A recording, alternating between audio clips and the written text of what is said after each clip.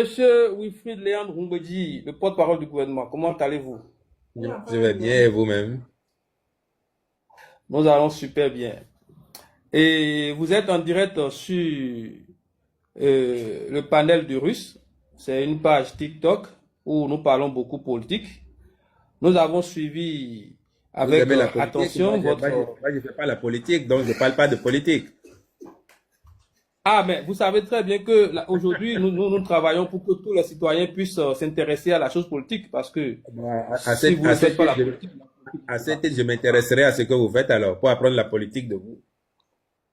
Monsieur Wilfried Léandre Rumbedi, nous savons que vous êtes très fort pour détourner les sujets, pour tout ça. Nous savons que vous êtes très fort dans votre rôle de porte-parole.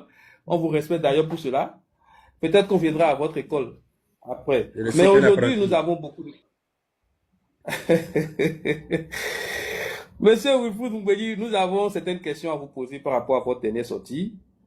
Voilà, et nous sommes restés sur notre fin, surtout d'abord, premièrement, concernant euh, la persécution des démocrates pour souvent leurs meetings pour rencontrer leurs militants. Alors, Et voilà. c'est votre opinion. Vous parlez de persécution. Moi, je ne parle pas de persécution. Maintenant, vous êtes libre d'avoir votre opinion, que je respecte.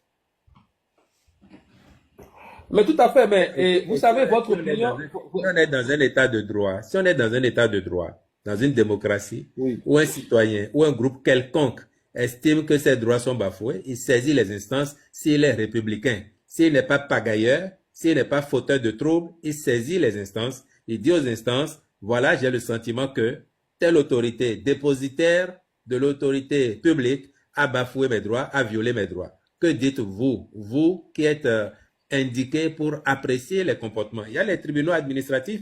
Donc, si les démocrates, comme vous dites, estiment qu'ils sont persécutés, leurs droits sont bafoués, ils saisissent les instances judiciaires qui vont rendre des décisions. Et l'avantage, c'est quoi? L'avantage, c'est que si un préfet, si un maire a effectivement violé leurs droits, à partir de cette décision, les autres maires et préfets, les prochaines fois, auront du mal à rééditer l'acte.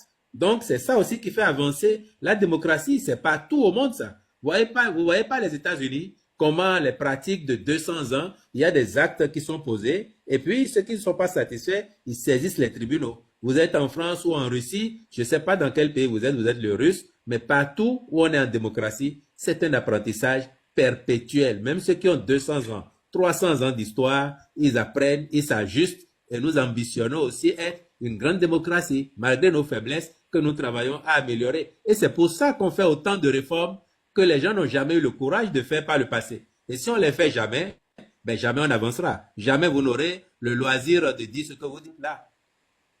Après, on n'aspire pas à ce que tout le monde soit d'accord dans l'immédiat avec ce qu'on fait. C'est l'histoire, grand H, qui dit qui a eu raison, qui n'a pas eu raison. Et nous espérons avoir raison. En tout cas, nous en sommes convaincus.